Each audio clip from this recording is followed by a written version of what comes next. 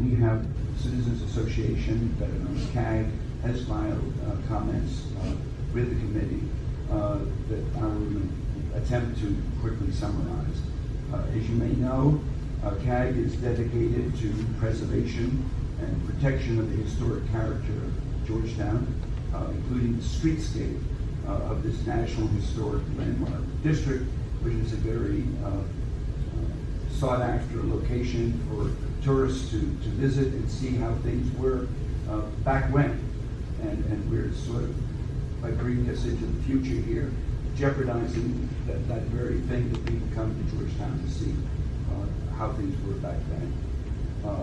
We were a co-sponsor and a presenter at the Small Cells Town Hall held in Georgetown, as mentioned. And we are providing these comments after careful and thoughtful review and input from our membership who attended that meeting, and we're very concerned about what the guidelines, draft guidelines would permit. I would now like just to quickly point out some of the key things that we hit in our written testimony that are of concern. We actually like a lot that's in the guidelines, and I don't want to give the impression that we only have complaints, but due to shortness of time, we like a lot of things that I'm not mentioning, and the whole effort I think is laudable, but we do have some specific issues that I'd like to highlight. One is that the draft guidelines are not consistent with the master license agreement with respect to notice and comment. The MLA requires that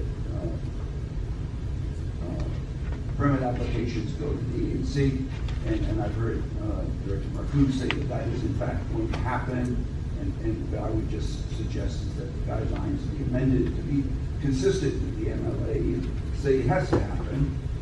And also, as I understand it, that the guidelines will also require in CPC, and CFA, or HPRB, depending on which historic district is involved, to also be given notice. What I haven't heard, though, is anything about civic associations of property owners, and would certainly hope that EDOT would provide some kind of public notice on its website and solicit comments by mail from civic associations like CAG and the owners of any residence or business whose property lines front or abut the proposed pole. And in Georgetown, we're talking mostly about proposed poles because we have the Georgetown light fixture. We also think, and perhaps this is now clear, but it wasn't in the guidelines, that subsequent applications that differ in any material respect from your letter, including location from the original set of applications, should also be subject to the same requirements. And including the notice to the owner of a property whose property lines front or above the proposed pole. And I think that, you know, the property owner here is a very important person to, you know, be able to really focus on, does the guidelines, you know, permit this particular application. Well, CAG tries to review applications of this time. You're old school. So that, and a very hard-working committee. And it's just, you know, we need to get people notified who can actually spend the time to consider whether there's a problem with proposed relations. So leaving property owners out is, I think, is a big mistake. Verizon talked for so long about all their needs. I think also that the guidelines An awful company to do business with. require some more detail on what the appearance of these antennae cabinets are. For example, the guidelines now have some sort of dimensions that are listed without indicating what they are. You know, these maximums, minimums. You know, what's the relationship to what carriers are supposed to do? And it was recently suggested that I think a 3 feet diameter or 3 cubic feet volume be the guideline. Whatever it is, I think it should be specified as this is a requirement, not just something that's on a figure without any indication that it's a requirement. So that's maybe a technical legal point, but if you want to enforce guidelines, it's pretty important. Also, I think the guidelines there are enough of them, strong enough, that they can basically do the same thing to you that a microwave does to food. So is this something that we're concerned about or not? I'm not so sure that the FCC is concerned about it. Their standards for frequency radiation date to 1986, and I do not believe, or 1996 perhaps, but it's a long time ago. It's 20 years ago, and It begins with a 19. it begins with a 19. By definition, it's Yeah, at least 18 and years it's a ago. long time ago, and the FCC has had a very kind of vague rulemaking to revisit those standards, but hasn't ever done anything on them in that rulemaking, and I don't think is going to. So I think that there needs to be, I think the district needs to take some prudential measures here to deal with the health concerns of its citizens. I don't think it can rely on the FCC to do anything in that respect. The FCC seems to be, all speed ahead on deployment, and no standards at all. So basically, if the FCC has standards, which I don't believe they do, then they should be enforced and they should relate to the diagrams in your guidelines. If they don't have any standards, I think that this committee should, as a prudential matter, establish some minimum distance from the street and from windows that is realistic in the sense that the carriers can comply. But you're saying that you want to have these radio frequency emissions as far away from people as possible. And I don't think that would be preempted by the FCC. I've reviewed the order.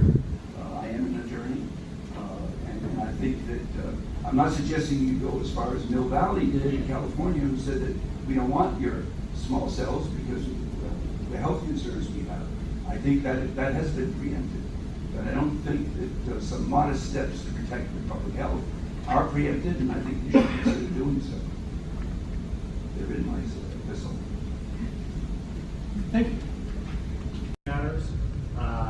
We have noted that there are a requirement as a general standard for compliance with in the master license agreement, but they're not necessarily within our purview. So just I want to reiterate that. It's not that we don't think that they're important, it's that we have authority for certain things and we don't have authority for other things. So, for example, we can very clearly limit small cell technology from not being placed in the roadway because we have the authority to permit. The roadway is an inappropriate location for small cell technology to be implemented within, and that's definitely within our purview. But it doesn't necessarily apply to all elements of the small cell technology. I do also want to make sure that you're aware, as we noted before, that those applications that are in particular areas, like CFA and CPC historic, will be reviewed by those entities at the application level. In addition, the Urban Forestry Division will be reviewing every application. So there isn't an application that comes in that they won't see. They are one of our most prolific reviewers, and we are very thankful to have them as part of our reviewing team. I wanted to follow up on your point about notice. So the master license agreement does require notice to ANCs for any new installations in neighborhoods. The initial one. We're going to have a very frank conversation with the small cell providers because they'll want to interpret that statement as broadly as possible. We look forward to having further dialogue with them about that. Because our interest in it is making sure that it complies with our standards and objectives for notice and comment to, or notice to the affected neighborhoods. Well, I think the guidelines could straighten that out because they're incorporated by reference to the MLA. It's an interesting recommendation. So what I'm hearing you say is you'd like to hear put into the small cell guidelines something that clarifies what that clause means. Exactly. Thank you. I also wanted to note that we are a big believer in transparency. Well, our lawyers in here, but I don't think there'll be an objection to me saying that we're big believers in transparency. And so all of our permits are available online. All of our Glenn has just committed us to transparency. I understand. So all of our applications are online. Every public space permit application is available online for any person to look at. Particular information about the application, the tracking number, address, and it's available not by, you don't have to search out knowing the tracking number or knowing the specific address. You can search using a map function that just takes